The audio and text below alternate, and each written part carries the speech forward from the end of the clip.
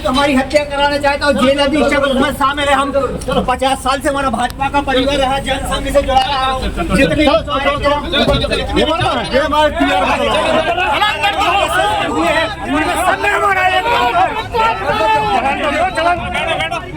नमस्कार, मैं हूं आपके साथ में भूपेंद्र सिंह और आप रिपब्लिक सागर मीडिया के साथ में हैं। मध्य प्रदेश के सागर जिले के इस केंद्रीय जेल में कांग्रेस नेता राजकुमार धनोरा के साथ में मारपीट की गई, उन पर जानलेवा हमला किया गया। वो किसी प्रकरण में इस केंद्रीय जेल में निरुद्ध हैं और आरोपी हैं। उनका आरोप है कि 19 नवंबर को किसी यहाँ पर कैदी के द्वारा उन पर जानलेवा हमला किया गया और उस जानलेवा हमले में यहाँ के जेल अधिकारी उसमें संलिप्त हैं, ऐसा आरोप उनके द्वारा लगाया गया है। इसके बाद उनके अधिवक्ता अजय घई के द्वारा जिला सत्र न्यायालय में आवेदन दिया गया और इसकी जांच की पुष्टि कराई गई। और आज यहाँ पर राजकुमार धनोरा की यहाँ पर पेशी भी थी और पेशी के बाद कई राजनीतिक प्रकरण सामने आए। और ये पूरा मामला क्या था, देखिए हमारी इस खास रिपोर्ट।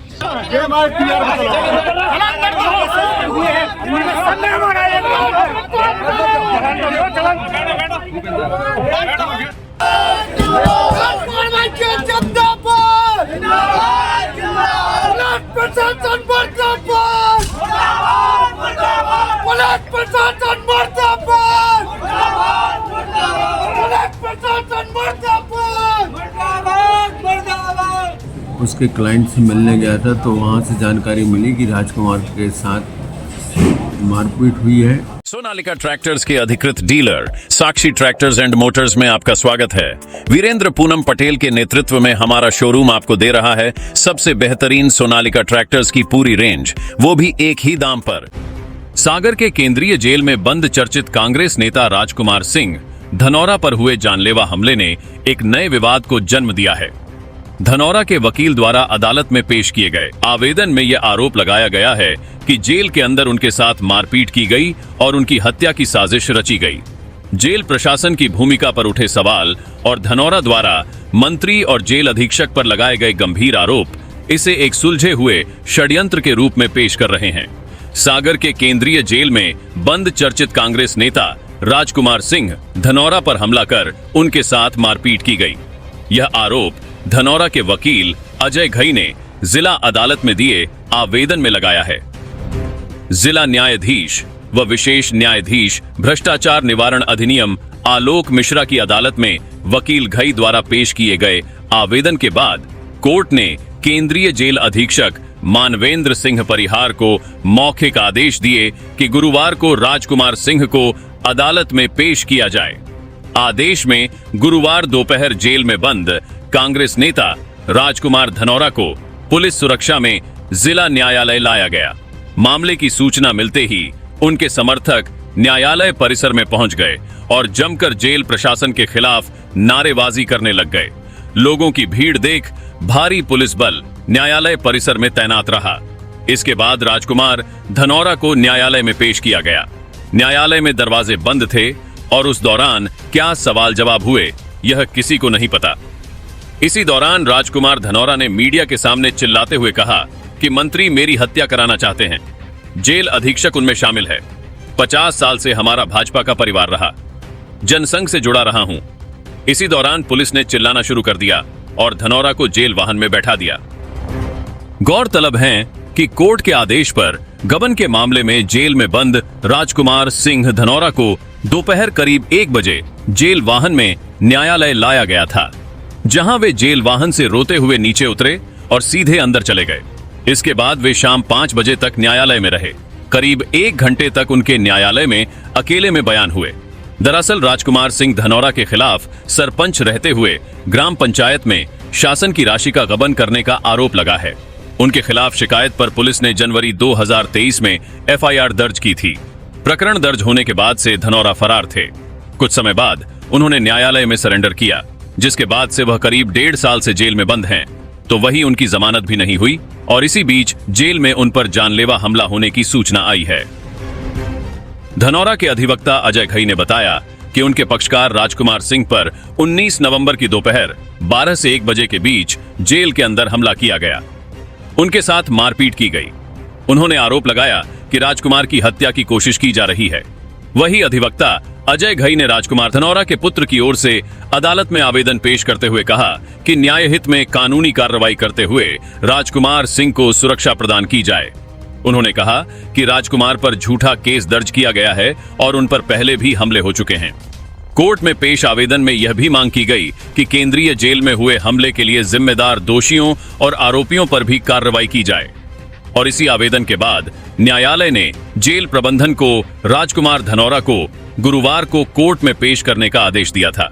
लेकिन इस मामले में ट्विस्ट तो तब आया जब अचानक कोर्ट ने भी सागर के केंद्रीय जेल अधीक्षक मानवेंद्र सिंह परिहार को भी न्यायालय में तुरंत पेश होने का आदेश दिया और कुछ ही समय बाद जेल अधीक्षक न्यायालय में पेश भी हो गए। लेकिन न्यायालय में सुनवाई के दौरान कोर्ट रूम का दरवाजा बंद कर लिया गया था, जिससे अंदर किससे क्या पूछताछ की गई, क्या बयान दर्ज किए गए, इस विषय को लेकर कुछ भी आधिकारिक रूप से नहीं कहा जा सकता है। लेकिन सूत्रों के हवाले से खबर है कि अधिवक्ता अजय घई के अनुसार जब जेल अधीक्षक मानवेंद्र सिंह कोर्ट में पेश हुए तो उन्होंने कहा कि जेल में कोई व्यक्ति का विवाद हुआ था। जब उस व्यक्ति को ले जाया जा रहा था उसी समय अन्य लोगों ने उसके साथ मारपीट की है। जब अधिवक्ता अजय घई ने जेल अधीक्षक मानवेंद्र सिंह परिहार से कहा राजकुमार की बैरक तो दूर थी तो फिर उसके साथ मारपीट कैसे हो गई, गले में चोट है और कपड़ों पर खून लगा। इन सब बातों पर जेल अधीक्षक मानवेंद्र सिंह परिहार वह चुप रहे। इसी दौरान राजकुमार धनौरा के परिजन और समर्थकों ने कलेक्टर कार्यालय और पुलिस अधीक्षक कार्यालय में जेल प्रशासन के खिलाफ आवेदन दिया और कहा कि ऐसे जेल अधिकारियों के ऊपर सख्त से सख्त कार्यवाही होना चाहिए और सुरक्षा के नजरिए से राजकुमार धनौरा को किसी अन्य जेल से शिफ्ट किया जाए। राजकुमार सिंह धनौरा पर हमले के मामले ने केवल एक व्यक्तिगत संघर्ष को उजागर नहीं किया, बल्कि यह सागर जेल प्रशासन की ताकतों के बीच छिपे हुए साजिशों की ओर इशारा करता है। जब तक इस मामले की पूरी सच्चाई सामने नहीं आती, तब तक राजकुमार धनौरा की सुरक्षा और जेल प्रशासन की भूमिका पर लगातार निगरानी रखना आवश्यक होगा। न्यायालय द्वारा दिए गए आदेश और जेल अधीक्षक के खिलाफ उठते सवाल यह साबित करते हैं कि सच्चाई की तलाश अभी जारी है। क्या यह सिर्फ एक साधारण विवाद था या इसके पीछे कोई बड़ी साजिश है? इसका जवाब आने वाले दिनों में मिल सकता है, लेकिन एक बात स्पष्ट है, यह मामला अब केवल कानूनी दायरे में नहीं बल्कि सागर की राजनीतिक और प्रशासनिक व्यवस्था की परीक्षा बन चुका है। राजकुमार के परिवार के सदस्यों के मेरे पास कोर्ट में पहुंचने के पहले अन्य वकील ने बताया था जो जेल में किसी अन्य उसके क्लाइंट से मिलने गया था, तो वहां से जानकारी मिली कि राजकुमार के साथ मारपीट हुई है। तो थोड़ी देर में राजकुमार के परिवार से उनका पुत्र आया था, उसने जानकारी दी कि उसके पिता का जीवन खतरे में है और गंभीर वारदात होने की संभावना है या किसी झूठे मामले में भी फंसाया जा सकता है। तो इस मुद्दे को लेकर कल 20 नवंबर को न्यायालय में आवेदन दिया था और राजकुमार के पुत्र का शपथ पत्र दिया था। तब अदालत ने राजकुमार को प्रत्यक्ष रूप से सुनवाई के लिए बुलाया था। आज कुछ जानकारी लगी कि किस वजह से हुआ, आज जब पेशी है तो? अभी राजकुमार से मेरी बात नहीं हुई और ये हमला करने का कारण तो उनकी कोई व्यक्ति से वहाँ बुराई नहीं है जेल में, और जेल में जो भी आदमी होता है वो जेल प्रशासन के तहत होता है और इसमें जेल प्रशासन के अधिकारियों की मिलीभगत के बगैर इस तरीके की घटना नहीं हो सकती। ऐसी सुनी सुनाई बातों से जानकारी मिली है कि हमला करने वाला व्यक्ति जेल के किसी अधिकारी के साथ पहले रीवा जेल में बंद रहा है और 2-3 दिन पहले उसने रेकी करी है। वो किसी अन्य खाने में बंद था और राजकुमार का खाना अलग है, तो वो वहाँ से वहाँ तक कैसे पहुँचा ये महत्वपूर्ण बात थी।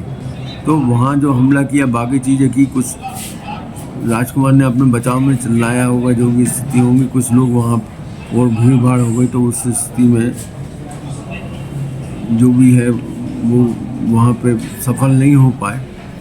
पर आज राजकुमार की तरफ से न्यायालय में एक आवेदन भी दिया है कि सागर जेल में उनके साथ लगातार वारदात हो रही है और उनका जीवन खतरे में है। इसके अलावा उनकी शिकायतों के कारण जेल प्रशासन या अन्य कोई व्यक्ति उनके खिलाफ कोई झूठे मामले भी बनाने की कोशिश कर सकते हैं। ऐसी स्थिति में मामले के निराकरण तक उनके जीवन की सुरक्षा के लिए पास के किसी जेल खुरई में उन्हें स्थानांतरित करने की कार्रवाई की जाए।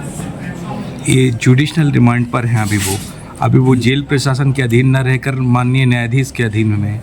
और अगर ऐसी कंडीशन में उनके साथ में मारपीट हुई है तो उसके लिए कोई जांच गठित होगी, जांच आयोग गठित होगा इस मामले को? इसमें जांच आयोग या बाकी चीज़ें ये सब प्रशासन की बातें हैं, पर मानव अधिकार और जो भी सुप्रीम कोर्ट की गाइडलाइंस है उन सब चीज़ों को देखते हुए जेल प्रशासनिक अधिकारी पूर्ण रूप से जिम्मेदार हैं और न्यायालय की जो कार्रवाई होती है वो उसमें यही होता है। अभी न्यायालय के द्वारा आदेश किया जाना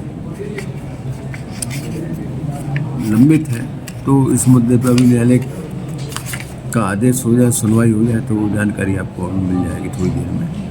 सोनालिका ट्रैक्टर्स के अधिकृत dealer Sakshi tractors and Motors में आपका स्वागत है।